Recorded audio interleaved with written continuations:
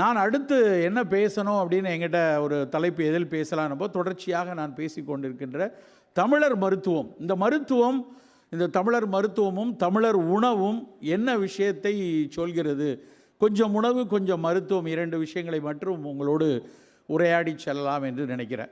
ஒரு 4-5 நாட்களுக்கு முன்னாடி தொடர்ச்சியாக செய்தித்தாள் படித்து கொண்டிருப்பவர்களுக்கு ஒரு செய்தி டைம்ஸ் ஆஃப் இந்தியாவில், சில ஆங்கில பத்திரிகைகளில் ஒரு பெரிய அரை பக்க செய்தியாக வந்த செய்தி உங்களில் பார்த்துருக்கலாம்.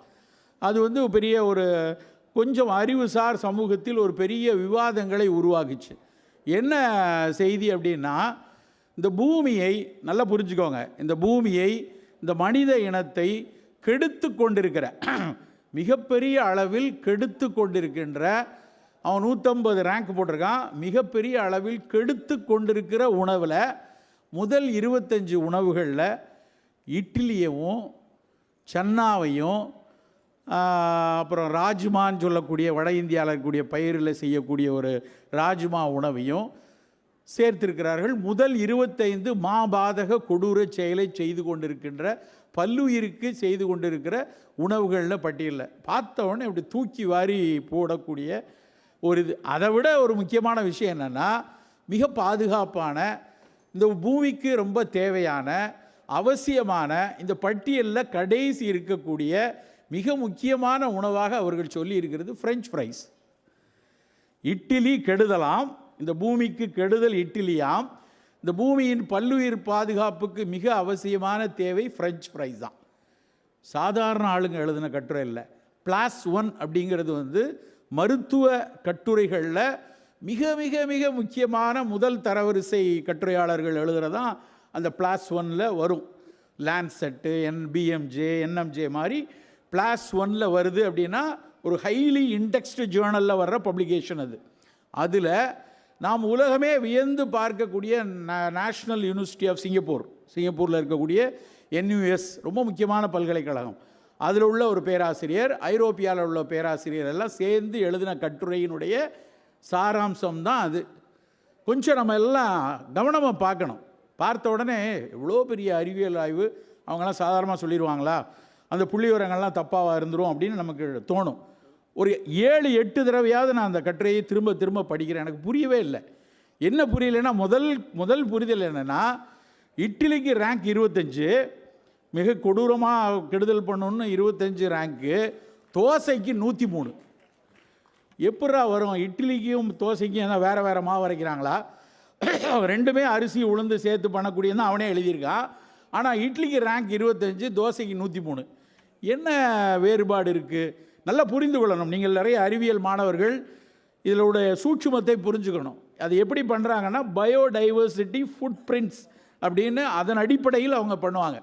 அதாவது அவன் எழுதுகிறான், இட்லியை தயாரிக்க செய்ய வேண்டிய அரிசி, உளுந்து, பயறு வகைகள், இந்த சன்னா, இந்த ராஜ்மாலாம் தயாரிக்கிறதுக்காக பூமியினுடைய பல பரப்புகளை நாம் வீணாக்குறோம். அதனால் அங்கே இருக்க எறும்பு, கொசு, காண்டாமிருகத்துக்கெல்லாம் ரொம்ப பிரச்சனை. அதனால் நம்ம அது மாதிரி செய்யாமல் ஆலையில் தயாரிக்கக்கூடிய இந்த சிப்ஸு, உருளைக்கிழங்கு, அதில் போடுற சிப்ஸு, அதை சாப்பிட்டு வயிறை நிறச்சிக்கிட்டோன்னா பெருசாக பூமியில் பல்லுயிர் பாதுகாப்பு வராது, பிரச்சனை வராது. அப்போ அதுதான் சிறந்தது என்கிற மாதிரி அந்த கட்டுரை எழுதுகிறாங்க. நேரடியாக பார்க்கும்போது, அந்த தட்டையான மொட்டையான அறிவியலை பார்க்கும்போது அதில் ஏதோ ஒரு கருத்து இருக்கிற மாதிரி தெரியும். ஆனால் அதுக்கு பின்னாடி இருக்கிறது ஒரு மாபெரும் வணிக உத்தி, வேறு ஒன்றும் கிடையாது. ஒரு 25 வருஷத்துக்கு முன்னாடி இருக்கும்னு நினைக்கிறேன், நான் 30 வருஷம் இருக்கும், சென்னைக்கு வந்த புதுசில். அப்போ தான் திரும்ப கொக்கோ கோலா இந்தியாவுக்குள்ளே வருது. அப்போ கொக்கோ கோலாவும் பெப்சிக்கும் நம்ம அப்ரூவ் பண்ணிட்டாங்க. மொரார்ஜி தேசாய் தடை செய்து அதுக்கப்புறம் 93 திரும்ப அப்ரூவல் கொடுக்குறாங்க. அப்போ ஒரு உலக கிரிக்கெட் கோப்பை இங்கே நடக்குது. பெப்சி தான் அதுக்கான ஸ்பான்சர். அந்த அந்த அந்த போட்டி நடக்கிற அன்னைக்கு காலையில் ஒரு காலை ஷோ, இப்போ பிரேக்ஃபாஸ்ட் மார்னிங் ஷோ மாதிரி ஒரு ஆங்கில பத்திரிகையினுடைய, ஆங்கில ஊடக இதழினுடைய மார்னிங் காலை செய்தியில் ஒரு கேள்வி கேட்கப்படுது. என்ன கேட்குறாங்க அப்படின்னா, அந்த கொக்கோ கோலாவினுடைய ஒரு தலைமை வணிக தலைவர் அந்த அம்மா உட்காந்துருக்காங்க, ஒரு பெண். அந்த அம்மா அவங்கள்ட்ட ஒரு கேள்வி கேட்குறாங்க. இந்த மாதிரி உலகக்கோப்பை நடக்குது, பெப்சி கம்பீட் பண்ணிட்டாங்க, கண்டிப்பாக இது ஒரு பெரிய லெவலில் அவங்க மார்க்கெட்டை எஸ்டாப்ளிஷ் பண்ணிடும். Do you think Pepsi is your greatest competitor அப்படின்னு அவங்க கேள்வி கேட்குறாங்க. அப்போ அந்த அம்மா கொக்கோ கோலாவுடைய அதிகாரி பதில் சொல்கிறாங்க, who chase Pepsi is my competitor? My competitor is water. எப்பெல்லாம் தண்ணி தவிக்குதோ அப்போ அவன் எதை குடிக்கணும், கொக்கோ கோலாவை குடிக்கணும் அப்படின்னு. அதை வந்து பெருசாக அடுத்த நாள் பத்திரிகையெல்லாம் அது ஒரு பெரிய கேப்ஷனாக, ஒரு மார்க்கெட்டிங் ஜிமிக்காக, எப்படி வந்து தண்ணியை தவிர்த்து கொக்கோ கோலா வரப்போகுது அப்படின்னு அவங்க சொல்கிறதாக அவங்க வெளியிட்டாங்க. ஆனால் அந்த 94லேருந்து 2010க்குள்ளே அவர்கள் கிட்டத்தட்ட 50 மடங்கு வணிகத்தை வந்து பெருக்கினாங்க. மடன்னு பெருக்கி நம்மளை மாதிரி இருக்க இளைஞர்கள், இங்கே இருக்கக்கூடியவங்க இளைஞர்கள் கூட்டத்தில் பல பேர் வந்து இந்த மாதிரி ஏதாவது பானம் அப்படின்னா குளிர்பானங்களுக்கு பின்னாடி போகக்கூடிய ஒரு சூழலை உருவாக்குனாங்க. நண்பர்களே, நல்லா தெரிந்து கொள்ளுங்கள், நான் வந்து சுதந்திரம் அடைஞ்சதுலேருந்து இன்றைக்கு வரைக்கும் நிச்சயமாக நம்முடைய ஆயுட்காலம் கூடியிருக்கு, அதில் எந்த மாற்றமும் இல்லை. அன்றைக்கி 33 வருஷம்தான் அதிகபட்ச ஒரு ஆவரேஜ் ஏஜ் ஸ்பேன் அப்படின்னா 33லேருந்து 37 தான் இருந்துச்சு. இன்றைக்கி வந்து தமிழ்நாட்டில் 72 73 வரைக்கும் வந்திருக்கோம். அதற்கு நவீன அறிவியலும் நவீன அந்த சானிடேஷன் ஃபெசிலிட்டிமாங்க, அதுவும் ஒரு பொது சுகாதார மேம்பாடுகளும் புதிய மருந்துகளின் கண்டுபிடிப்பும் பெரிய அளவில் உதவி செய்திருக்கிறது என்பதில் எந்த மாற்று கருத்தும் இல்லை. நிச்சயமாக அதனால தான் நம்ம உயர்ந்திருக்கிறோம். ஆனால் என்ன சிக்கல்னா, அந்த முதுமை ஆரோக்கியமான முதுமையாக எல்லோரிடமும் இருக்கிறதா அப்படின்னு கேட்டால் ஒரு பெரிய கேள்விக்குறி. அதை விட கேள்விக்குறி என்ன அப்படின்னா, இன்றைக்கு நீங்கள் இருக்கீங்களே, இங்கே இருக்கிற கல்லூரி மாணவர்களுடைய கூட்டம் ஒரு 18-20 வயதை ஒட்டியவர்கள் தான் பெரும்பாலும் இங்கே இருப்பீங்க. இன்றைக்கி இந்தியாவினுடைய சிக்கல் என்ன அப்படின்னா, ப்ரொடக்டிவ் ஏஜ் ஸ்பேன் அப்படின்னு சொல்லக்கூடிய இந்த சமூகத்தில், இந்த வீட்டில், இந்த நாட்டில் மாற்றத்தை ஏற்படுத்தக்கூடிய வயதில் 25லிருந்து 45 வயதுக்குள்ள எக்குத்தப்பான சர்க்கரை நோயாளிகள் கூட்டம். இப்படி தான் இருக்கிற மாதிரி கண்ணை மூடி முடிக்கிற மாதிரி இருக்கணும். ஒரு 5 வருஷம் ஆகிடும். 5 வருஷத்தில் உங்களில் பல பேர் வந்து ஒரு கணக்கராகவோ, ஒரு அறிவியலாளராகவோ, ஒரு பேராசிரியராகவோ, ஒரு மருத்துவர், ஏதோ ஒரு துறையினுடைய ஆளுமை மிக்கலாக நீங்களெல்லாம் வந்துடுவீங்க. ஆனால் வந்து அதற்கப்புறம் அந்த பணிக்குள் சென்று அந்த பணியில் ஒரு பேராளுமையாக வருவதற்குள் மிகப்பெரிய அளவில் சர்க்கரையும் இரத்த கொதிப்பும் இந்த ஊரில் பெருக்கெடுத்து ஓடிக்கொண்டிருக்கிறது. என்ன காரணம்? எதனால் இப்படி திடீரென? அன்றைக்கும் அரிசி தானே சாப்பிட்டோம். கிட்டத்தட்ட 10,000 வருஷமாக நம்மளுடைய வரலாறு எடுத்து பார்த்தா நம்மளுடைய அடிப்படை உணவுகளில் அரிசி பெரும்பாலுமாக இருந்திருக்க.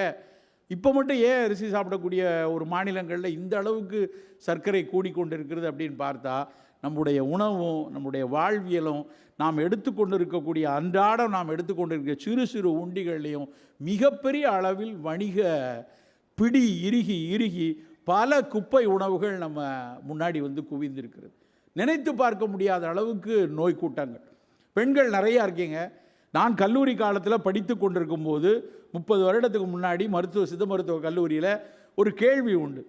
பெண்களுக்கு எப்பொழுது மார்பக புற்றுநோய் வரும், யாருக்கு மார்பக புற்றுநோய் வரும் அப்படின்னு ஒரு கொஸ்டின் உண்டு. அதுக்கு 2 பதில் தான். அந்த பெண்களுக்கு எந்த பெண்கள் வந்து who are more susceptible for breast cancer அப்படின்னு கேள்வி கேட்டால் அதுக்கு 2 பதில் வந்து நன்ஸ் அண்ட் நான் லாக்டேட்டிங் மதர்ஸ் அப்படின்னு எழுதுவோம். திருமணம் செய்து கொள்ளாமல் போனவர்கள், பாலூட்டுவதற்கான வாய்ப்பற்று போனவர்கள், அவர்களுடைய முதுமையில் அவர்களுடைய மரபணுக்களில் அந்த புற்றுநோய் வருவதற்கான காரணிகள் இருக்குன்னா அவங்களுக்கு, அந்த பெண்களுக்கு மார்பக புற்றுநோய் வரலாம். கடந்த February 4 இதே மேடை யூத் ஹெல்த் மேளா, நீங்கள் மிகப்பெரிய அளவில் கேன்சர் இன்ஸ்டியூட் வந்து இளைஞர்களுக்காக ஒரு பெரிய கூட்டத்தை நடத்தியது. அந்த மேடையில் இதே இடத்துல இங்கேயே உட்காந்து தான் பேசினேன் நான். இந்த February 4 ஒரு பெரிய புள்ளி விவரத்தை வெளியிட்டிருக்கிறது நம்மளுடைய இந்திய அரசு தான். என்ன வெளியிட்டிருக்காங்க தெரியுமா? அது மாதிரி நன்ஸ் அண்ட் நான் லாக்டேட்டிங் மதர்ஸுக்கு மட்டும் இந்த பிரெஸ்ட் கேன்சர் வரல. 30 வயதிலிருந்து 35 வயதுக்கு உள்ளாக இருக்கிற பாலூட்டி கொண்டிருக்கிற மகளிரில் 27% பெண்களுக்கான புற்றுநோயில் அதுதான் முதல் இடத்துல இருக்குது. ஏன் இப்படி மாறி இருக்குது? 30 வருஷத்தில் அதுதான் புற்றுநோய்க்கான காரணம்னு சொன்ன காரணம்லாம் ஒழிஞ்சு போய் இன்றைக்கி வந்து பாலூட்டி கொண்டிருக்கிற மகளிருக்கு வருது அப்படின்னா என்ன நடந்து கொண்டு இருக்கிறது? இங்கே 2 முக்கியமான வேறுபாடுகள் நண்பர்களே, மிக மிக முக்கியமான 2. ஒரு 100 காரணங்களை மருத்துவம் பட்டியலிடலாம். ஆனால் ரொம்ப தெளிவாக 2 காரணம். ஒன்று சூழல், இந்த சூழலில் நடக்கக்கூடிய வன்முறை, அதற்கான அடையாளங்களை பார்த்து கொண்டே இருக்கிறோம். இந்த டிசம்பரில் பெய்த மழையாக இருக்கட்டும், சென்னையில் பெய்த மழையாக இருக்கட்டும், தூத்துக்குடியில் கொட்டிய 100 மில்லிமீட்டர் மழையாக இருக்கட்டும், இதெல்லாம் நேரடியாக சூழலில் நடக்கக்கூடிய வன்முறையினுடைய நேரடி வெளிப்பாடு. முன்னாடிலாம் புவி வெப்படைதல் அப்படின்னா யாரோ ஒருத்தன் புவியியலில் படிச்சுட்டு இருக்கிறான், எங்கேயோ ஒருத்தன் வளரலாம் அப்படின்னு சொல்லி போய்கொண்டிருந்தோம். புவி வெப்படைதனுடைய முதல் அடையாளமே க்ளவுட் பஸ்டிங் தான். மான்சூன் மழை அல்ல, அது வெடித்து மேகங்கள் வெடித்து கொட்டும் மழை. மேகங்கள் வெடித்து கொட்டும் மழையை இனிமேல் வருடம் பார்க்க போகிறோம் என்பதுதான் சூழலில் திரும்ப திரும்ப சொல்லி கொண்டிருக்கக்கூடிய விஷயம். இது முதல் காரணம். இந்த புவி வெப்படைதல்னால் வரக்கூடிய சூழலில் நடக்கக்கூடிய வேறுபாடுகள் பல்வேறு சிக்கல்களை, குறிப்பாக சர்க்கரை நோயாக இருக்கட்டும், புற்றுநோய்களாக இருக்கட்டும், குவித்து கொண்டிருக்கிறது. இது முதல்ல உள்ள விஷயம். ரெண்டாவது விஷயம் நம்முடைய உணவு. நம்முடைய தமிழ் சமூகம் ஒவ்வொரு அடிசல் கும்மாயம்னு சங்க இலக்கியத்தில் சாப்பிட்ட உணவில் இருந்து படிப்படியாக காலந்தொட்டு ஒவ்வொரு அரசுகளும், ஒவ்வொரு பேரரசுகளும், ஒவ்வொரு படையெடுப்புகளும், ஒவ்வொரு நாட்டினுடைய விரிவாக்கங்களும், கலாச்சாரங்களினுடைய நகர்வுகளும் ஒட்டி ஒட்டி ஒரு உணவு கலாச்சாரத்தை மெதுவாக இப்போ கொண்டு வந்திருக்கு. ஆனால் கடந்த 25-30 ஆண்டுகளில் 4000க்கும் மாறுபட்ட உணவுகளை, புதிய உணவுகளை அப்படி கொட்டிட்டாங்க. இப்போ இருக்கிற இந்த கல்லூரி மாணவிகள் இங்கே இருக்கிற எல்லாரும் அந்த புதிய 4000 உணவுகளை, உங்களுடைய தாத்தா முப்பாட்டன் பாட்டன் யாரும் சாப்பிடாத உணவுகளை கொண்டு வந்து நமக்கு தெரியாமல் சாப்பிட்டு கொண்டே இருக்கிறோம். இதுதான் இந்த கூடி வரக்கூடிய இந்த சர்க்கரைக்கும், இந்த இரத்த கொதிப்புக்கும், இந்த புற்றுநோய்க்குமான மிக மிக அடிப்படையான காரணம்.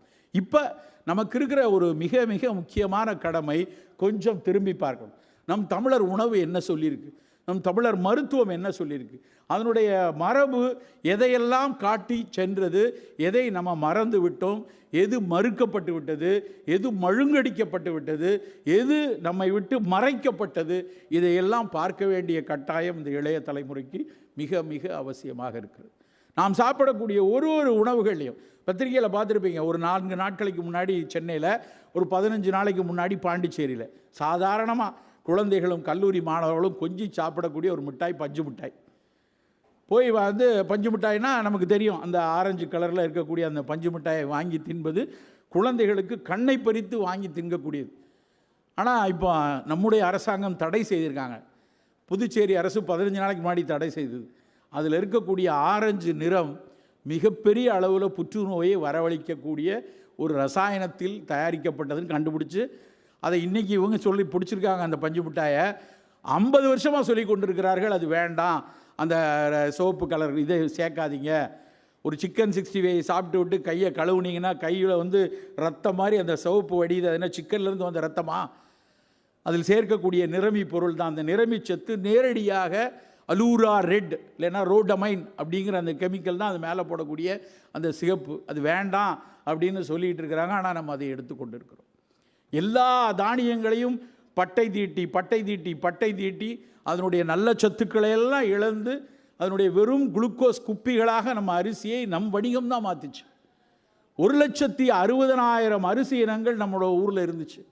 தமிழகத்தில் மட்டும் கிட்டத்தட்ட 170 வகையான மரபு அரிசிகளை நெல் ஜெயராமன் ஐயா பதிவு செய்து வைத்தாங்க. அதனுடைய ஜெம்ப்ளாசத்தில் 170 வெரைட்டி அவங்க மட்டும் பண்ணது.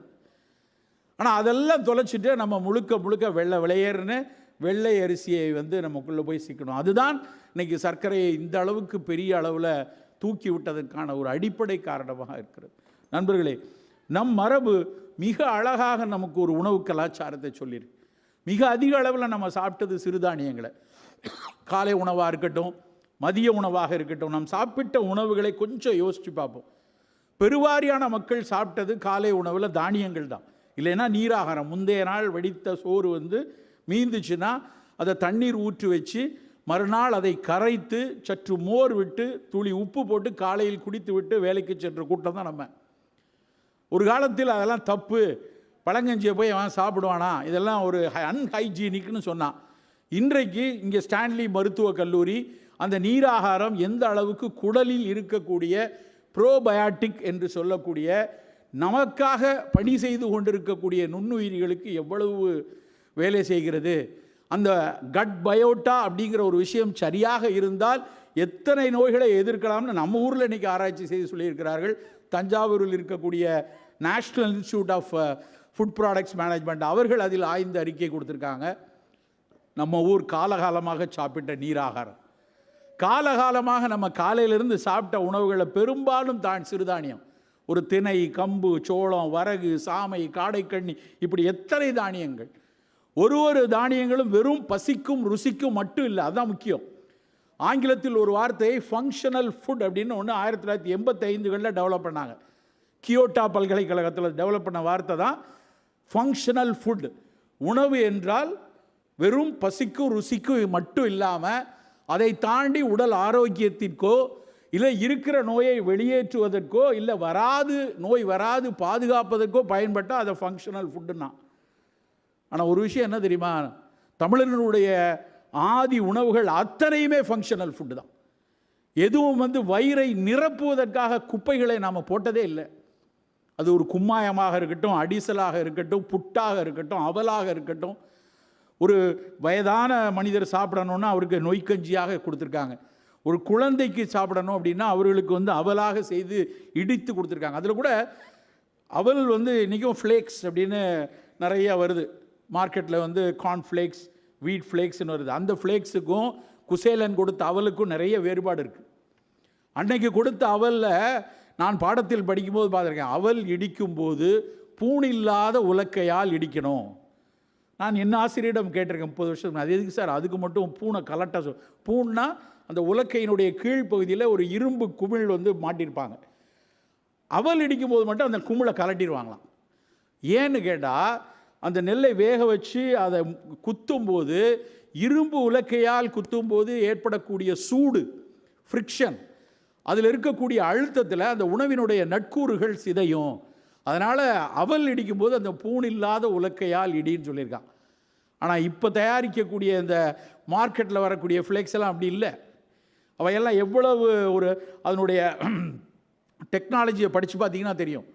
எத்தனை சூடில் அதை உள்ளே கொண்டு போய் மக்காச்சோளமாக இருக்கட்டும், கோதுமையாக இருக்கட்டும், அந்த எக்ஸ்ட்ரூஷன் டெக்னாலஜின்னு பேர், மெடிக்கல் டெக்னாலஜியில் அதுக்கு பேர் எக்ஸ்ட்ரூடட். அப்படின்னா கடும் வெப்பத்தை கொடுத்து பொரித்து வெளியே தள்ளி தட்டி அனுப்புறது. அதில் ஒரு சத்து இல்லாமல் சக்கையாக வந்திருக்கும். ஆனால் நம்ம ஊரில் அப்படி அவல் இல்லை. அந்த காலத்தில் அப்படியான அவலை இடித்துத்தான் நமக்கான உணவை கொடுத்துருக்காங்க. ஒரு தானியங்கள் எடுத்தோன்னா திணையில் இருக்கக்கூடிய பொன் மஞ்சள் நிறம் கண்ணுக்கு நல்லது. கம்பில் இருக்கக்கூடிய இரும்பு சத்து, அரிசியும் கம்பையும் ஒப்பிட்டு பார்த்தோன்னா அரிசியை விட கம்பில் 8 மடங்கு இரும்பு சத்து இருக்குது. அதே மாதிரி வரகரிசி எடுத்திங்கன்னா அந்த வரகரிசியில் இருக்கக்கூடிய கூடுதல் புரதம். எல்லாத்த விட முக்கியம், சிறுதானியங்கள் எல்லாம் கார்போஹைட்ரேட் தான் இல்லைங்களே, அது எல்லாமே கார்போஹைட்ரேட். ஆனால் அவை இரத்தத்தில் அந்த சர்க்கரையை மெல்ல மெல்ல மெல்ல மெல்ல கொடுக்கும். அரிசி மாதிரி வேகமாக உள்ள தள்ளாது. அந்த மெல்ல மெல்ல தள்ளுறதை தான் ஆங்கிலத்தில் லோ கிளைசிமிக் ஃபுட் அப்படிங்கிறாங்க. அப்படி லோ கிளைசிமிக் உணவுகளாகத்தான் நாம் சாப்பிட்டோம் நண்பர்களே. நாம் சாப்பிட்ட அத்த உணவுகள், ஒரு பிஞ்சு அவரைக்காயாக இருக்கட்டும், மாதுளம் பிஞ்சாக இருக்கட்டும், சுரக்காயாக இருக்கட்டும், அன்றைக்கு சாப்பிட்ட பீர்க்காக இருக்கட்டும், அத்தனை உணவுகளும் ஏதாவது ஒரு வகையில் நமக்கு நல்லது செய்யக்கூடியதாக இருந்தது. காலையில் சாப்பிடக்கூடிய ஒரு பானம் அப்படின்னா இன்றைக்கி நம்ம சாப்பிடக்கூடிய பானம் எல்லாம் தேநீரோ காஃபியோ சாப்பிட்றோம். தேநீர் மிகச்சிறந்த ஒரு மூலிகை பானம் தான். ஆனால் நம்ம யாரும் தேநீர் சாப்பிட்றதில்ல. நம்ம சாப்பிட்ற பானத்துக்கு பேர் என்ன தெரியுமா? தேயிலை பால் பாயாசம். அதுதான் நம்ம குடிக்கிறோம். தேநீர் அப்படின்னா நல்லா கொதிக்கிற வெந்நீரில் தேயிலையை போட்டு மூடி வைத்து ஒரு 3 நிமிடத்துக்கு அப்புறம் அதை வடிகட்டி அது குடித்தா தான் தேநீர். நீங்கள் அதில் பாலை ஊற்றி, பாயசத்தை ஊற்றி, பவுடரை போட்டு, வெள்ளை சக்கரை போட்டு காய்ச்சி, அது பேர் தேயிலை பால் பாயசம். நம்ம நாக்கு அந்த இனிப்புக்கு அடிமையாக இருக்கிறது தான் முக்கியமே ஒழிய தேயிலைக்கு அடிமையாகலை. உண்மையிலேயே தேநீர் குடிக்கணும், 4 தேநீர் கூட குடிக்கலாம். ஆனால் பச்சை தேநீராக இருக்கணும். அது வெறும் பிளாக் டீயாக வெறுமன வெந்நீரில் தேயிலையை போட்டு மூடி வைத்து 4 தடவை குடிங்க. அத்தனையும் ஆன்டி ஆக்சிடென்ட். தேநீர் வருவதற்கு முன்னாடி நம்ம என்ன குடித்தோம்? கரிசலாங்கண்ணியை குடித்தோம், முடக்கருத்தானை குடித்தோம், முசுக்கையை குடித்தோம், ஆவாரம் பூவை குடித்தோம். அப்படித்தான் நம்முடைய சித்த மருத்துவாங்க சுருக்கம் அப்படின்னு எங்களுக்கு ஒரு நூல் இருக்குது. அதில் என்ன காலை பானமாக குடித்தோம்னா இதைத்தான் குடித்திருக்கிறார்கள். கரிசாலையை தேகராஜன் அப்படின்னு சொல்கிறான். தேகரா சச்சுருதம் தில்லிய நேர் கூட்டி பாகமுறை காய்ச்சி பருகுவார் காகமுனும் சளி தீரும் காணே. நெஞ்சில் கபம் கட்டி சளி இருக்குது, இருமி துப்புனா அதை காக்கா தூக்கிட்டு போகிற அளவுக்கு சளி இருக்குன்னா கரிசலாங்கண்ணி சாரை டீ போட்டு குடிடா. ஆவாரை பூத்திருக்க சாவாரை கண்டதுண்டோ, ஆவிரை கொன்றை நாவல் அலைகடல் முத்தம் கோஷ்டம் மேவிய மருதத்தோலும் மிருதிட ரொக்க கொண்டு காவிரி நீரும் வற்றும் கடல் நீரும் வற்றும் தானே.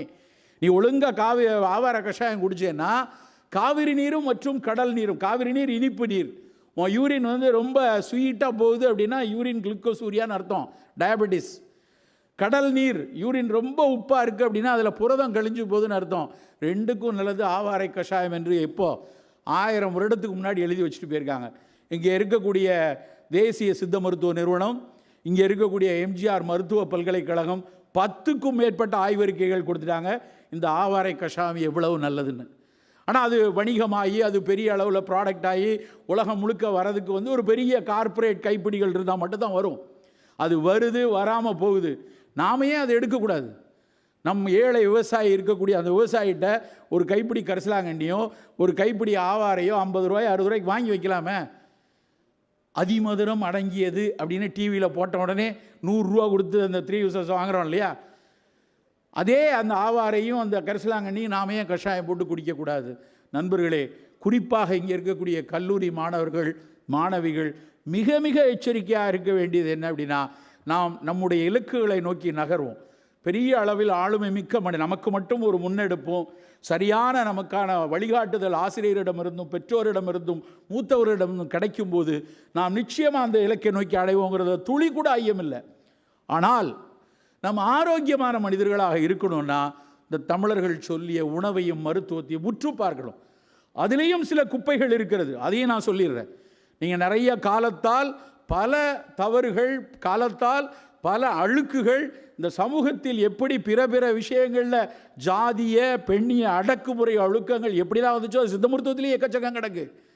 ஆனால் அதை பகுத்தறிவால் நம் ஆசான்கள் சொல்லி கொடுத்த அறிவால் அதை விலக்கி அதில் இருக்கக்கூடிய நல்ல விஷயங்களை நவீன அறிவியலோடு ஒப்பிட்டு எடுத்து செல்வதுதான் நம்மளுடைய அத்தனை பேருடைய கடமை. அப்படி இருந்தால் நம்முடைய ஆரோக்கியம் இன்னும் கொஞ்சம் மேம்படும்.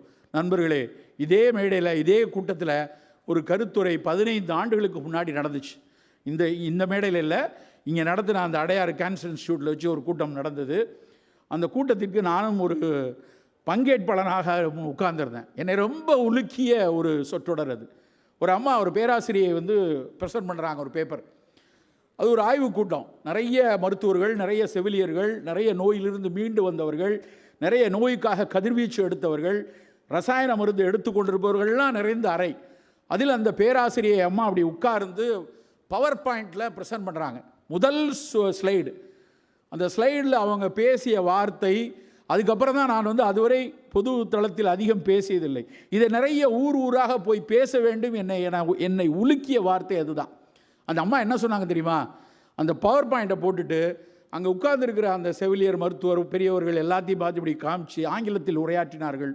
இப்படி காமித்து விட்டு, this is the only unfortunate generation those who are going to see their own children death on Dhar life time அப்படின்னாங்க. இந்த ஒரு தலைமுறை தான் தன்னுடைய அடுத்த தலைமுறையின் மரணத்தை அருகிலிருந்து பார்க்க போகிற துரதிர்ஷ்டவசமான தலைமுறை என்று பொருள். எவ்வளவு வலிக்கும் நினச்சி பாருங்க. தான் உயிரோடு இருக்கும்போது தன் குழந்தைக்கு, தன் சகோதரனுக்கு, தன் இளையோனுக்கு ஒரு நோயில் துன்பமுறுவதை பார்க்கக்கூடிய துரதிர்ஷ்டவசமான சமூகம் இந்த சமூகம் என்று புள்ளியலோடு சொன்னார்கள். நண்பர்களே, அந்த சமூகத்திற்குள் நாம் செல்லக்கூடாது. நம்ம ஆரோக்கியமாக வாழ வேண்டும்.